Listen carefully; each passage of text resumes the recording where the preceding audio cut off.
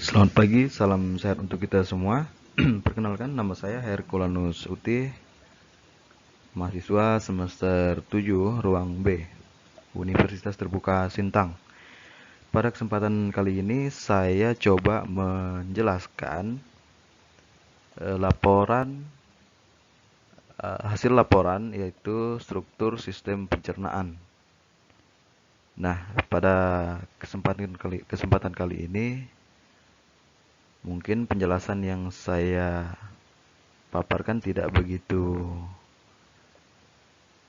lengkap atau terinci karena materi yang cukup banyak. Nah, mungkin ada beberapa yang akan saya presentasikan seperti misalnya eh, judul dan tujuan percobaan, setelah itu alat dan bahan, landasan teori, praktikum. Nah, praktikum itu ada beberapa, ya, seperti hasil pengamatan, lalu di situ ada beberapa hal terkait gambar yang akan kita teliti nanti, ya, atau kita lihat nanti. Baik, kita lanjutkan ke slide berikutnya. Nah, ini slide berikutnya, lembar data mahasiswa. Nah, di sini tercantum nama mahasiswa, NIM, program studi, dan nama sekolah atau tempat kita mengajar. Baik. Di dalam laporan penting kita membuat pernyataan keaslian karya. Nah, di mana di sini saya membuat pernyataan bahwa dengan ini menyatakan bahwa laporan kegiatan praktikum ini merupakan hasil karya saya sendiri dan saya tidak melakukan plagiarisme atau pengutipan dengan cara-cara yang tidak sesuai dengan etika yang berlaku dalam keilmuan. Atas pernyataan ini, saya siap menerima tindakan atau sanksi yang diberikan kepada saya apabila di kemudian hari ditemukan pelanggaran akademik dalam karya saya ini, atau ada yang klaim atas karya saya ini.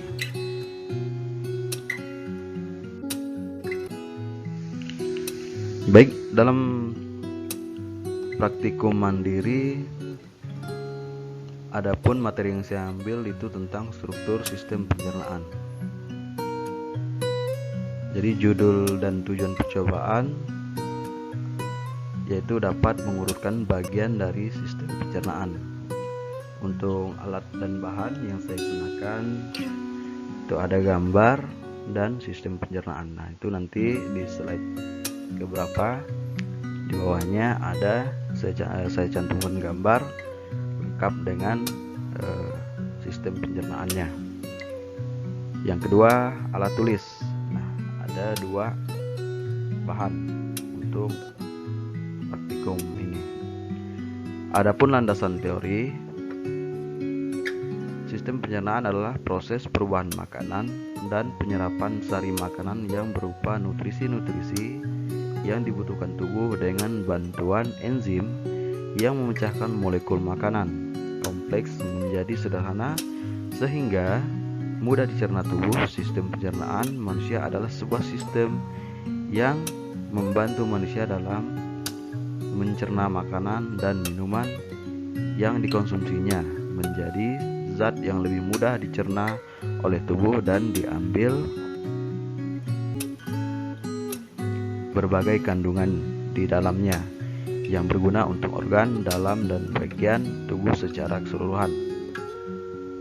Anatomi sistem pencernaan terdiri dari organ-organ pencernaan yang dibagi menjadi 2 kelompok utama, yaitu organ dalam, saluran pencernaan, dan organ pencernaan pelengkap. Agar dapat dicerna dan diserap gizinya, makanan yang dimakan diproses oleh organ pencernaan. Organ dalam saluran pencernaan ini terdiri dari mulut, esofagus, kerongkongan, lambung, usus halus, usus besar, berakhir di anus. Sedangkan organ pencernaan pelengkap atau aksesoris terdiri dari lidah, gigi, kantung empedu, kelenjar air liur, hati, dan pankreas. Nah, berdasarkan prosesnya, pencernaan makanan dapat dibedakan menjadi dua macam, yaitu proses mekanisme pencernaan makanan secara mekanisme adalah mengubah makanan dari bentuk kasar menjadi bentuk halus atau kecil dengan bantuan gerakan alat-alat pencernaan seperti gigi dan lambung. Jadi pada pencernaan mekanisme tidak terjadi perubahan susunan molekul bahan makanan yang dicerna. Proses kimiawi. Pencernaan kimiawi adalah suatu proses pelarutan dan pemecahan makanan oleh enzim-enzim pencernaan dengan mengubah makanan yang bermolekul dasar menjadi molekul yang berukuran kecil. Nah, itu landasan teori ya, itu bagian dari proses sistem pencernaan. Nah, setelah memahami landasan teori, berikutnya dalam praktikum dimulai daripada cara kerja. Nah, bisa kita perhatikan sama-sama untuk cara kerja. Yang pertama itu kita perhatikan gambar sistem pencernaan yang terdapat pada gambar lembar kerja di slide berikutnya. Yang kedua atau yang B, mengurutkan sistem pencernaan mulai dari mulut sampai anus. Yang C, menuliskan bagian-bagian dari sistem pencernaan pada lembar kerja. D, menyimpulkan hasil pengamatan. Baik, kita lihat slide berikutnya. Nah, baik, berikut dari hasil pengamatan. Itu terlihat gambar manusia dengan beberapa sistem pencernaan. Nah, di gambar manusia itu masih dalam dasarnya, judul-judul daripada fungsi pencernaan. Nah, di dalam gambar ini memang agak kurang jelas tulisannya, tetapi saya kasih sedikit penjelasan atau fungsi dari beberapa organ pencernaan. Nah, yang pertama itu mulut. Nah, pada mulut itu terdapat beberapa komponen. Itu ada gusi, gigi, langit-langit keras, nuta, langit-langit lunak, dan lidah. Nah, di situ ada beberapa komponen pencernaan pada mulut. Berikutnya kerongkongan. Nah, dari mulut dia turun menjadi makanan dan menuju ke lambung. Berikutnya lambung. Nah, pada lambung di situ terdapat beberapa komponen. Itu ada yang pertama fundus ya. Fundus itu bagian lambung yang biasanya berisi udara yang masuk ketika Anda menelan. Nah, di bagian ini lambung menghasilkan zat pepsinogen yang akan diubah menjadi pepsin atau enzim pencernaan protein. Badan lambung adalah bagian di mana makanan mulai diproses dan dicerna. Nah, selain fundus, berikutnya kardiang. Kardiang adalah organ yang berbentuk seperti balon. Ini terdiri dari 5 bagian penting ya, dan fungsinya juga. Nah, ini untuk mencegah isi lambung masuk ke kerongkongan kembali. Nah, supaya maksudnya kardiang ini setelah makanan masuk dan tidak kembali ke kerongkongan lagi. Nah, itu fungsinya. Nah, berikutnya ada pilorus. Pilorus adalah bagian akhir daripada lambung yang terhubung dengan usus halus. Di sini terdapat katup yang berfungsi untuk mencegah makanan yang berada di duodenum agar tidak kembali ke lambung. Nah, setelah itu ada antrum. Antrum adalah bagian terbawah dari lambung. Terkadang disebut juga dengan antrum pylorus. Antrum memiliki fungsi sebagai tempat menampung makanan ya, yang sudah dicerna sebelum disalurkan menuju usus halus. Nah, berikutnya ada rugai ya. Nah, ketika perut kosong, mukosa berbentuk seperti gerigi yang terdiri dari rugai ya, atau dinding-dinding yang berkerut. Nah, ini akan memipih saat lambung dipenuhi oleh makanan. Lapisan mukosa ini menghasilkan dua zat pencernaan, yaitu asam glorida dan pepsin, untuk membantu lambung dalam mencernakan makanan. Nah, berikutnya ada serosa. Nah, serosa itu lapisan terluar lambung yang berfungsi untuk melindungi lambung dari gesekan dengan organ lainnya.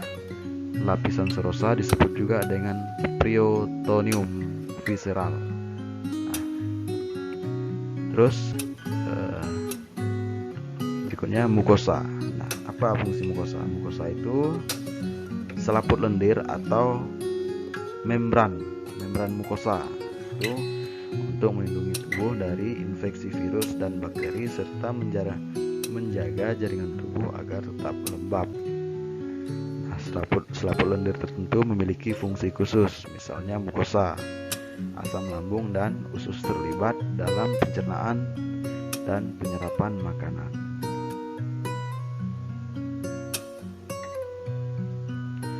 Nah, yang keempat itu ada usus halus. Nah, dalam usus halus itu terdiri dari beberapa komponen juga.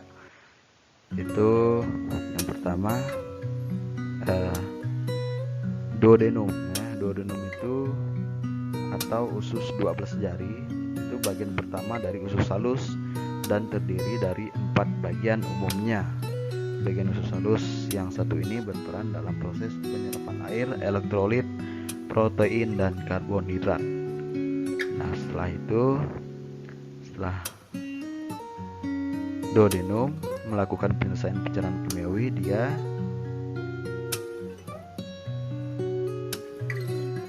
fungsi usus halus turun ke fungsi halus yaitu jejunum melakukan hampir 90% proses penyerapan nutrisi dari makanan yang dicerna. Jadi hampir seluruh usus halus memiliki jonjot khusus di mana penyerapan nutrisi terjadi, namun fungsi penyerapan pada bagian jejunum lebih baik ya. Nah, berikutnya anatomi ya. Nah, apa itu anatomi? Anatomi adalah bagian usus antara usus buntu dan rektum. Fungsi utamanya itu adalah organ penyerap air dari fases pada mamalia. Kolon terdiri dari kolon menanjang, scaling, atau kolon melintang, disebut dengan transversi. Kolon menurun itu disebut dengan descending, kolon sigmoid, dan rektum. Nah, itu fungsi daripada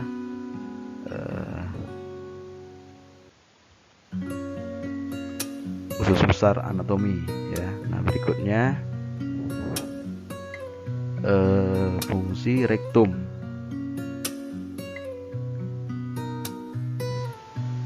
Nah, rektum ini letaknya berada di bagian akhir usus atau paling bawah ya.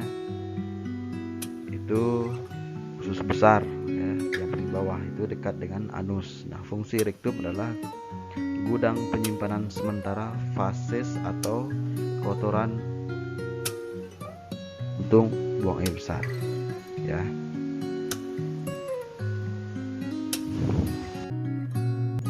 Nah, kesimpulan daripada sistem pencernaan pada manusia. Jadi manusia membutuhkan makanan untuk hidup. Makanan yang telah dimakan akan diuraikan dalam sistem pencernaan menjadi sumber energi, komponen penyusun sel dan jaringan, dan nutrisi yang dibutuhkan oleh tubuh.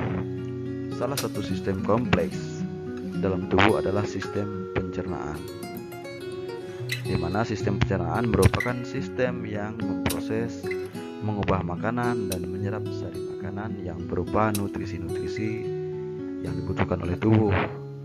Nah, sistem pencernaan juga akan memecah molekul makanan yang kompleks menjadi molekul yang sederhana dengan bantuan enzim sehingga mudah dicerna oleh tubuh.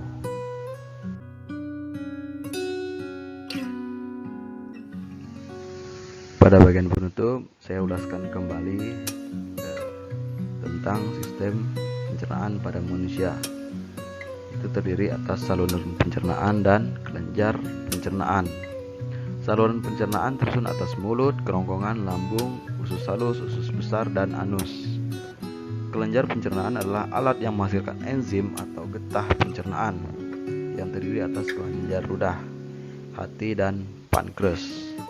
Cara untuk mengetahui sistem pencernaan yang sehat dapat dilihat dari keteraturan melakukan pembuangan fase atau defekasi. Nah, pada umumnya rutinitas defekasi dilakukan sebanyak 3-4 dalam seminggu. Akan tetapi normal juga jika seorang defekasi setiap harinya, karena tergantung dengan sistem metabolisme tubuh masing-masing. Selain itu, fase juga bisa dilihat menurut skala Bristow fase normal, yaitu skala 3 dan 4. Ada pula untuk mengetahui yaitu dengan stabilnya berat badan.